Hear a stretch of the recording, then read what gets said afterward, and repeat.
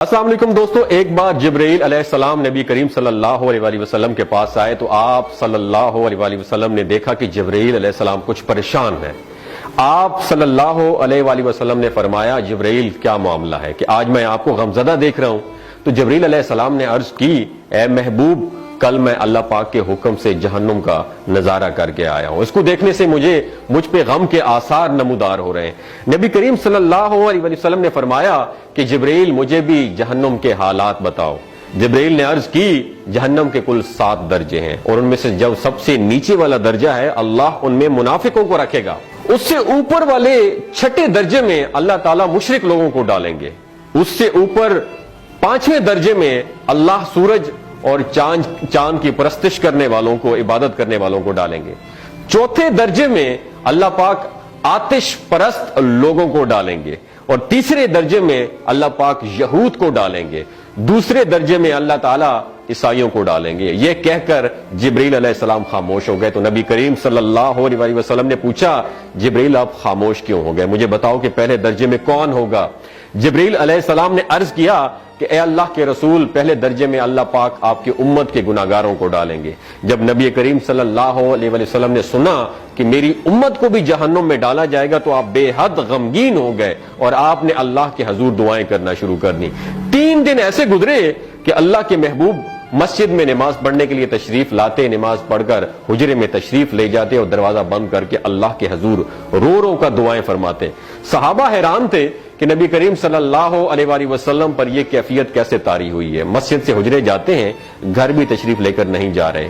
جب 3را دن ہوا تو سیدنا ابو بکر صدیق رضی اللہ تعالیٰ عنہ سے رہا نہیں گیا، وہ دروازے پر آئے اور دستک دی اور سلام کیا، لیکن سلام کا جواب نہیں آیا۔ آپ روتے ہوئے سیدنا عمر رضی اللہ تعالیٰ عنہ کے پاس آئے اور فرمایا کہ میں نے سلام کیا لیکن سلام کا جواب نہیں پایا، لہٰذا آپ جائیں، ہو سکتا ہے آپ کو سلام کا جواب مل جائے۔ آپ گئے تو آپ نے 3 مرتبہ سلام کیا لیکن سلام کا جواب نہ آیا۔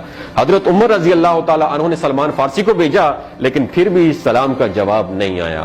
حضرت سلمان فارسی نے واقعے کا تذکرہ حضرت علی رضی اللہ تعالیٰ عنہ سے فرمایا۔ انہوں نے سوچا کہ جب اتنے عظیم شخصیت کو سلام کا جواب نہیں ملا تو مجھے بھی خود نہیں جانا چاہیے، بلکہ مجھے ان کی نور نظر بیٹی حضرت فاطمہ رضی اللہ تعالیٰ عنہا انہیں اندر بھیجنا چاہیے۔ لہٰذا آپ نے حضرت فاطمہ رضی اللہ تعالیٰ عنہا کو سب احوال بتا دیا۔ آپ حجرے کے دروازے پر آئیں، ابا جان السلام علیکم۔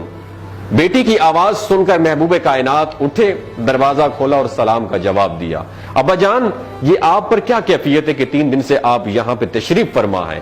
نبی کریم صلی اللہ علیہ وآلہ وسلم نے فرمایا کہ جبرائیل نے مجھے آگاہ کیا ہے کہ میری امت بھی جہنم میں جائے گی۔ فاطمہ بیٹی، مجھے اپنی امت کے گناہگاروں کا غم کھائے جا رہا ہے اور میں اپنے مالک سے دعائیں کر رہا ہوں کہ اللہ ان کو معاف کر دے اور جہنم سے بری کر دے۔ اور یہ کہہ کر پھر آپ سجدے میں چلے گئے، رونا شروع کر دیا، یا اللہ میری امت کے گناہگاروں پر رحم کر، ان کو جہنم سے آزاد کر کے اتنے میں حکم آ گیا، وَلَسَوْفَ يُعْطِيكَ رَبُّكَ فَتَرْضَىٰ، اے میرے محبوب غم نہ کر، میں تم کو اتنا عطا کروں گا کہ آپ راضی ہو جائیں گے۔ آپ خوشی سے کھل اٹھے اور فرمایا کہ لوگوں، اللہ نے مجھ سے وعدہ کر لیا ہے کہ روز قیامت مجھے میری امت کے معاملے میں خوب راضی کرے گا، اور میں اس وقت تک راضی نہیں ہوں گا جب تک میرا آخری امتی بھی جنت میں نہ چلا جائے۔ بولتے ہوئے آنکھوں سے آنسو آنا شروع ہو جاتے ہیں بندے کے، جب بندہ سوچتا ہے کہ ہمارا نبی صلی اللہ علیہ وسلم اتنا شفیق اور غم محسوس کرنے والا ہے اور بدلے میں ہم نے ان کو کیا دیا۔ آپ کا 1 سیکنڈ اس ویڈیو کو دوسرے لوگوں تک پہنچانے کا سورس ہے۔ میری آپ سے عاجزانہ اپیل ہے کہ لا حاصل اور بے مقصد پوسٹیں ہم شیئر کرتے رہتے ہیں، لیکن آج اپنے نبی کی رحمت کا یہ پہلو کہیں ہم سے مس نہ ہو جائے۔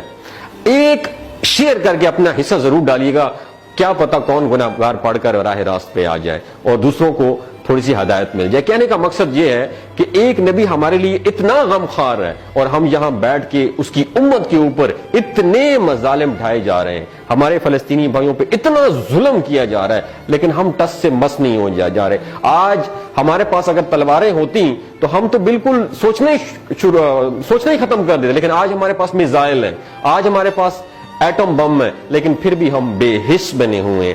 اللہ تعالیٰ ہمیں ہدایت نصیب فرمائے، اللہ تعالیٰ ہمارے لیے آسانیاں پیدا فرمائے اور اللہ تعالیٰ ہمیں نیک کام کرنے کی توفیق عطا فرمائے۔ اپنا اور اپنے ساتھ ہوئے رشتوں کا خیال رکھیے گا۔ اللہ حافظ۔